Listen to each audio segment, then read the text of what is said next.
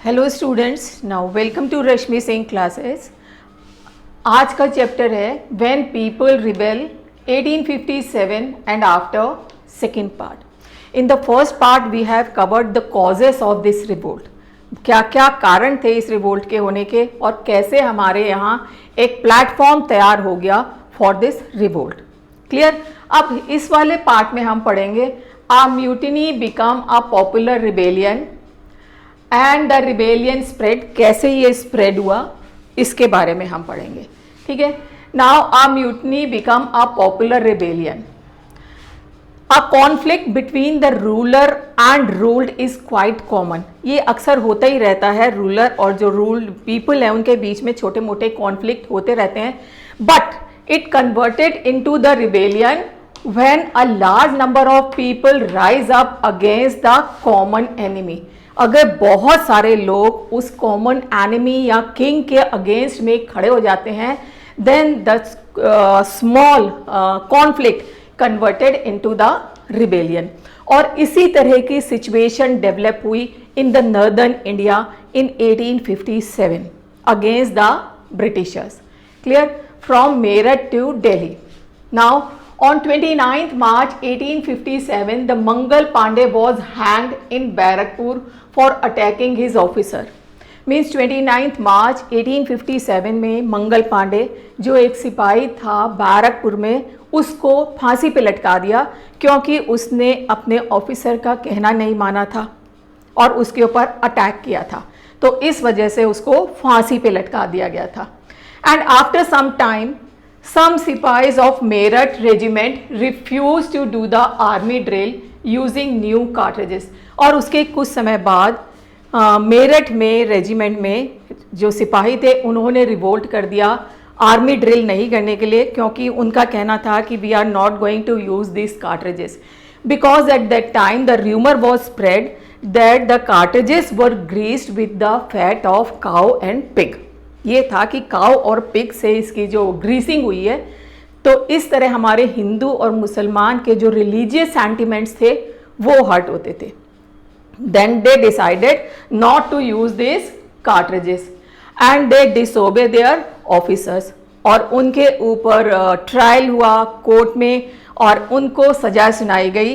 85 सिपाहीज dismissed, उनको dismiss कर दिया गया एंड सेंटेंस टू जेल, उनको जेल में बंद कर दिया 10 साल के लिए। और ये बात है 9th March 1857। It was held on 9th March। But on the 10th March other soldiers, जो बाकी सोल्जर्स थे, 85 को तो उन्होंने जेल में बंद कर दिया और जो बाकी सोल्जर्स थे they march towards the jail and release them. जो 85 को बंद किया था उनको रिलीज कर दिया एंड किल्ड द ब्रिटिशर्स। और जो बिल्डिंग्स थी उनमें आग लगा दी, जितनी गन्स एंड एम्यूनिशंस थे उनको अपने कंट्रोल में कर दिया and they declare war against the firangis. और उन्होंने फिरंगीज के अगेंस्ट में वॉर डिक्लेयर कर दी। समझ में आ गया इतना बेटा। और उसके बाद एक क्वेश्चन उनके दिमाग में आया कि हमने वॉर डिक्लेयर कर दी, but who is the leader of this revolt. फिर उन्होंने डिसाइड किया कि द लास्ट मुगल रूलर, ठीक है, जो लास्ट मुगल रूलर है बहादुर शाह जफर, उसको हम लीडर बनाएंगे। And they march towards the Delhi. Delhi की तरफ उन्होंने मार्च करना शुरू किया। As they reach the Delhi and the news spread कि यहाँ पे रिवोल्यूशनरीज दिल्ली में आ गए हैं, तो दिल्ली रेजिमेंट के जितने भी सिपाही थे they revolted against the Britishers and join this revolutionaries. उन्होंने भी इन रिवोल्यूशनरीज को ज्वाइन कर लिया और वो सब वहां से रेड फोर्ट गए। Although at that time the Bahadur Shah Zafar was not ready to challenge the Britishers. उसका ये मानना था कि नहीं, हमें चैलेंज नहीं करना चाहिए ब्रिटिशर्स को और I am not going to be a leader of this revolt. But he was insisted by so many times, बहुत सारे उसको रिक्वेस्ट किया, इंसिस्ट किया और अल्टीमेटली उसको मानना ही पड़ा। And Bahadur Shah wrote letters to all rulers and chiefs to come forward and organize a confederacy। अब उसने जितने भी उसके रूलर्स थे, जितने भी देश में जो उसके कंट्रोल में थे, सबको एक लेटर लिखा आगे आइए और एक कॉन्फेडरेसी बनाइए अगेंस्ट द ब्रिटिशर्स से लड़ने के लिए। ठीक है, अब इस तरह उनका रिवोल्ट शुरू हुआ। The revolt spread. अब रिवोल्ट किस तरह स्प्रेड हुआ? जब उन्होंने दिल्ली पे ब्रिटिशर्स को हटाया, उसके एक हफ्ते तक कुछ नहीं हुआ, क्योंकि उस समय न्यूज़ को एक जगह से दूसरी जगह जाने में टाइम लगता था। But after 1 week, after the Britishers were routed from Delhi, regiments after regiments mutinied and took off to join the nodal points. Regiments के बाद regiments, हर जगह की regiments जितनी भी थी, they revolted against the Britishers and come to Delhi and Lucknow and Kanpur. ये nodal centers थे जहाँ से ये revolt शुरू हुआ था वहाँ की फौज को ज्वाइन करने के लिए। इस तरह धीरे धीरे ये स्प्रेड होना शुरू हो गया। क्लियर? इतना समझ में आ गया? चलिए, the people of town and villages also join the revolt. जो लोग थे, मैंने आपको पहले कॉजेस में बताया था, every section of the society was affected by the British policies. तो पीजेंट्स, ट्रेडर्स, एवरीबडी मीन्स जो गांव में रहते थे लोग बाग, उन्होंने भी इस रिवोल्ट को ज्वाइन किया। And the zamindars and local leaders also join the revolt and help the revolutionaries. उन्होंने भी रिवोल्यूशनरीज की हेल्प करनी शुरू कर दी। क्यों करनी शुरू कर दी? Because they are also affected by the British policies. उनकी जो अथॉरिटी एंड पावर थी वो धीरे धीरे डिक्रीज हो रही थी, तो उन्होंने भी रिवोल्यूशनरीज का साथ दिया। समझ में आया? इस तरह रिवोल्ट चारों तरफ जो था फैल गया। Nana Saheb from Kanpur, he gathered armed forces and expelled the British garrisons from the city, and he declared himself as a Peshwa.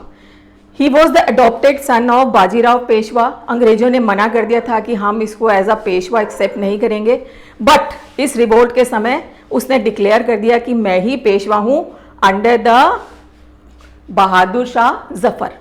Clear? अपने आप को पेशवा प्रोक्लेम कर दिया। ये हुआ था कानपुर में।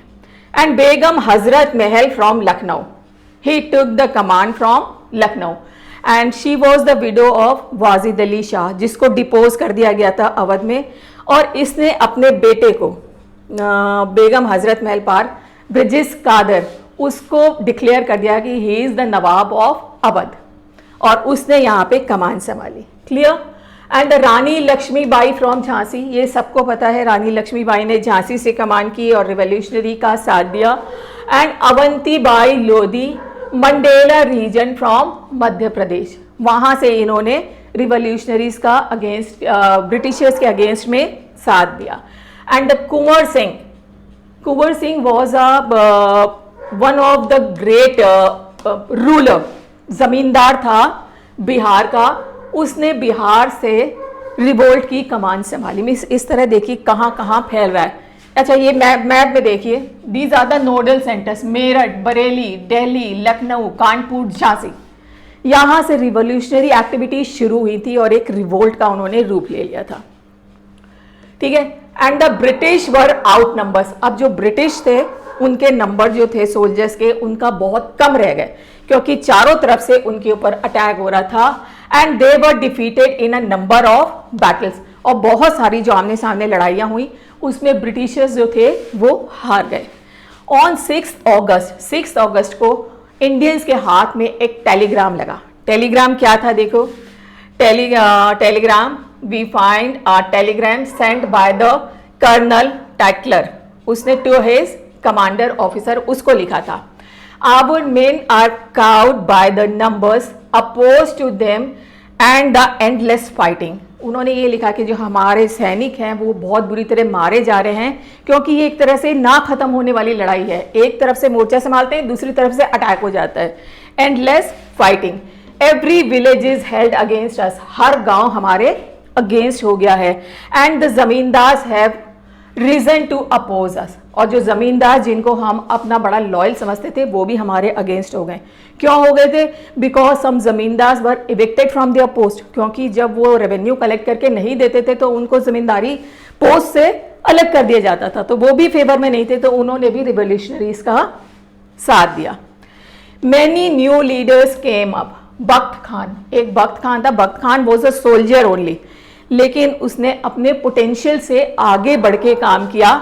ही took the charge of the large force of fighters who came from Delhi. जो एक बहुत बड़ी फाइटर्स की फौज आई थी उसको उसने गाइड किया, ठीक है।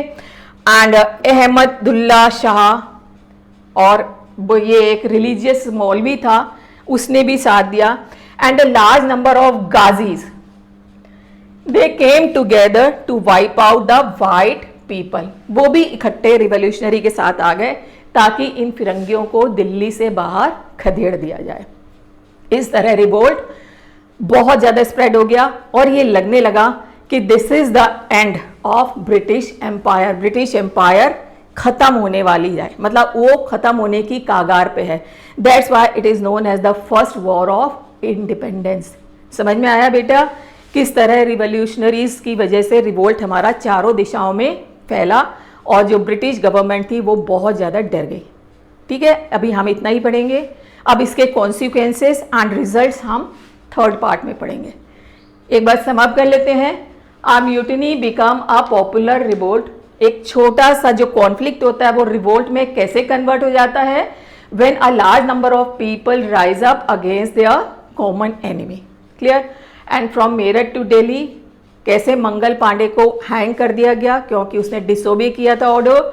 एंड उसके बाद सारे जो 85 सिपाहीज थे they revolted against the Britishers because they don't want to use the cartridges. उसके पीछे जो र्यूमर थी।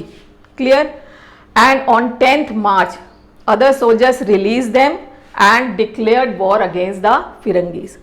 एंड उन्होंने बहादुर शाह जफर को अपना लीडर बनाया और initially he was not ready to challenge the Britishers, लेकिन बहुत इंसिस्ट करने के बाद वो रेडी हो गया और उन्होंने लेटर लिख के जितने भी उनके कंट्रोल एरिया में जो राजा और चीफ्स थे सबको बुलाया और कहा कि हमको इकट्ठे होके ब्रिटिशर्स के अगेंस्ट में लड़ाई लड़नी है। और दीज आर द एरियाज जहाँ से हमारे नोडल सेंटर से रिवोल्ट शुरू हुआ। पहले कानपुर से नाना साहब ने होल्ड किया, Begum Hazrat Mahal from Lucknow, Rani Laxmibai Jhansi, Avantibai Lodhi Mandla region MP से, and Kunwar Singh from Bihar. Means चारों तरफ से अटैक किया गया दिल्ली पे।